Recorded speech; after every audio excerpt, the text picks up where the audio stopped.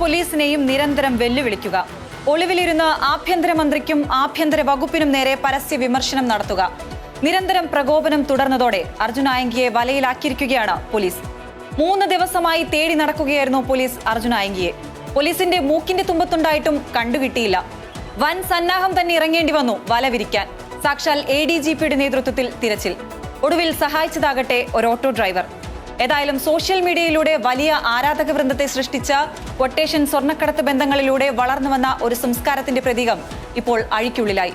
കേരള പോലീസിനും ആഭ്യന്തര വകുപ്പിനും ആശ്വസിക്കാം. 3 ദിവസമെടുത്താണെങ്കിലും നേട്ടമായി തന്നെ പറയാം. പക്ഷേ അപ്പോഴും ഉയരുന്ന ഒരു ചോദ്യമുണ്ട്. ഡിജിറ്റൽ തെളിവുകളും ആധുനിക സർവൈലൻസ് സംവിധാനങ്ങളും കൈമുതലായുള്ള ഒരു മികച്ച പോലീസ് സേനയ്ക്ക് നിയമ സംവിധാനങ്ങളെ പരസ്യമായി പരിഹസിച്ച ഒരാളെ കണ്ടെത്താൻ ഓട്ടോ ഡ്രൈവറുടെ സഹായം വരെ കാത്തിരിക്കേണ്ടി വന്നത് എന്തുകൊണ്ട്? ഈ അറസ്റ്റ് ഒടുവിലത്തെ പൂട്ടാണോ, അതോ അടുത്ത നാടകത്തിന്റെ ഇടവേള മാത്രമാണോ? അർജുൻ ആയങ്കി അംഗം തുടരുമോ എന്നതാണ് ചോദ്യം.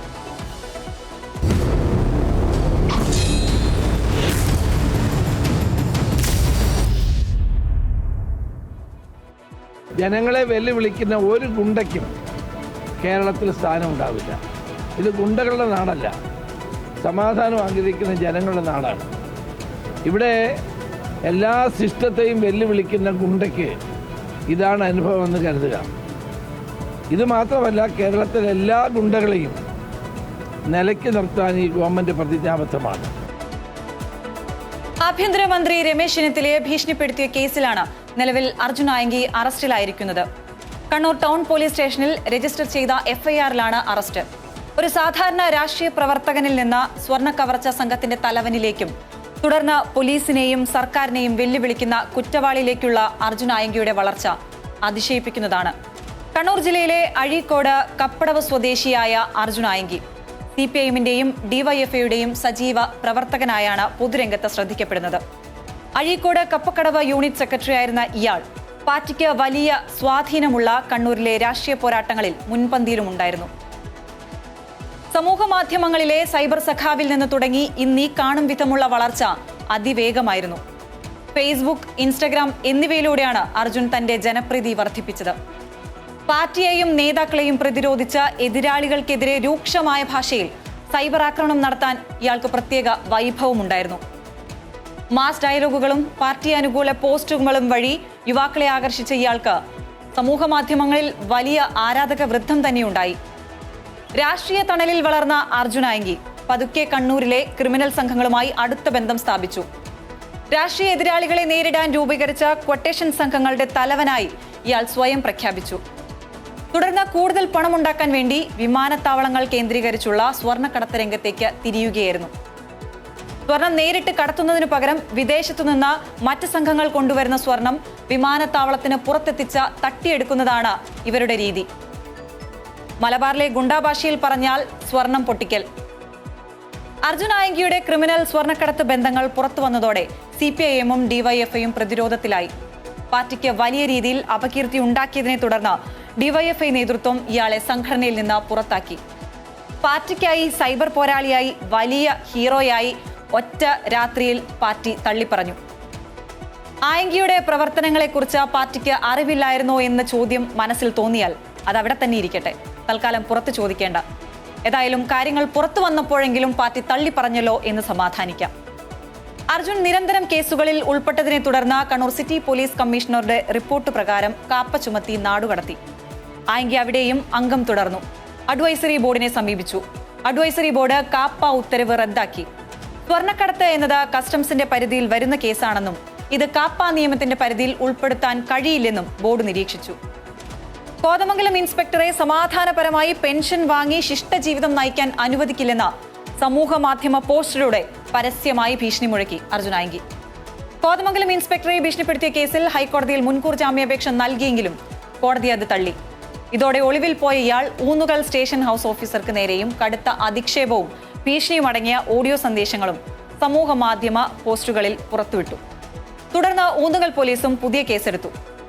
23 ക്രിമിനൽ കേസുകൾ നിലവിൽ പ്രതിയാണ് അർജുൻ ആയങ്കി. വിവാദങ്ങൾ ഹരമാക്കിയ ആയങ്കിയെ കത്രികപ്പൂട്ടിട്ട് കുരുക്കാനുള്ള ശ്രമത്തിലാണ് കേരള പോലീസ്. കാപ്പ ചുമത്തി തടവിലാക്കാനുള്ള നീക്കത്തിലാണ് കേരള പോലീസ്. ഓവർ കോൺഫിഡൻസ് അല്ല, അവരെ പിടിക്കട്ടെ.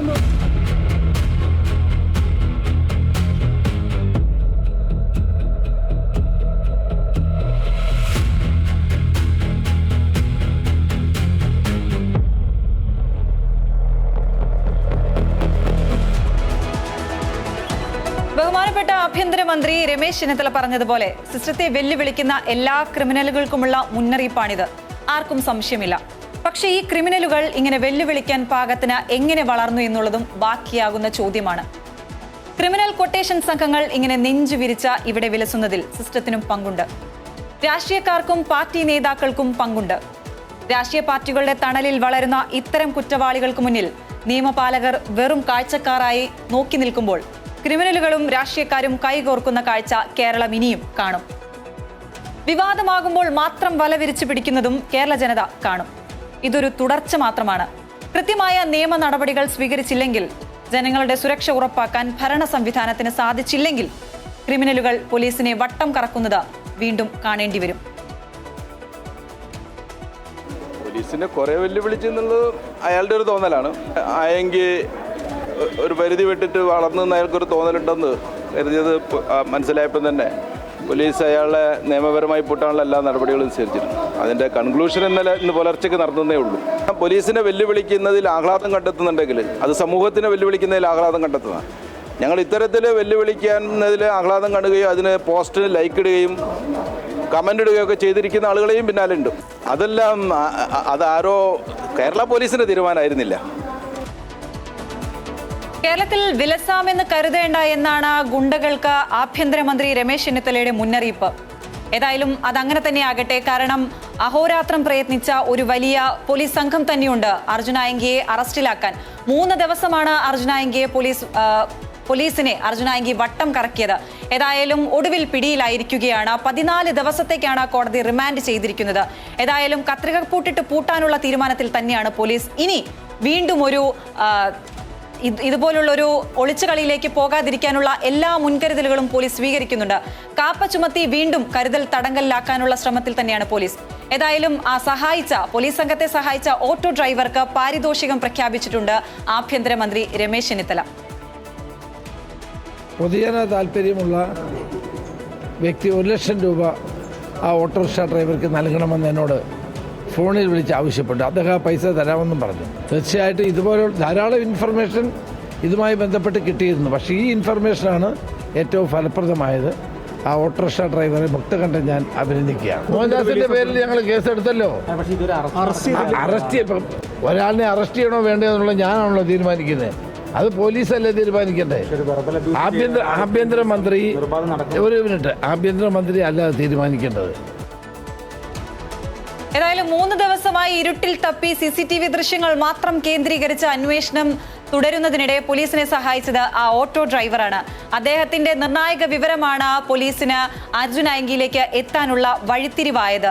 അർജുനായങ്കി അഭിഭാഷകയെ കാണാൻ അപ്പാർട്ട്മെന്റിൽ എത്തിയപ്പോഴാണ് പോലീസ് വളഞ്ഞത്. വലിയ സംഘമാണ് അർജുനായങ്കിയെ പിടികൂടിയത്.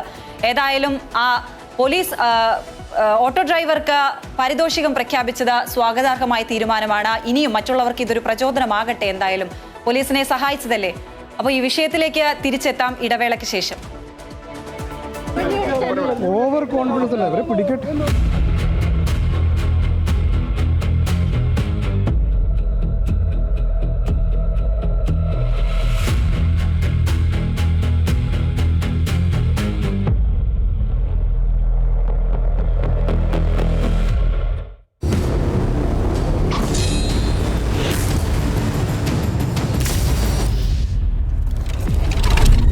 Big TV, without fear or favor.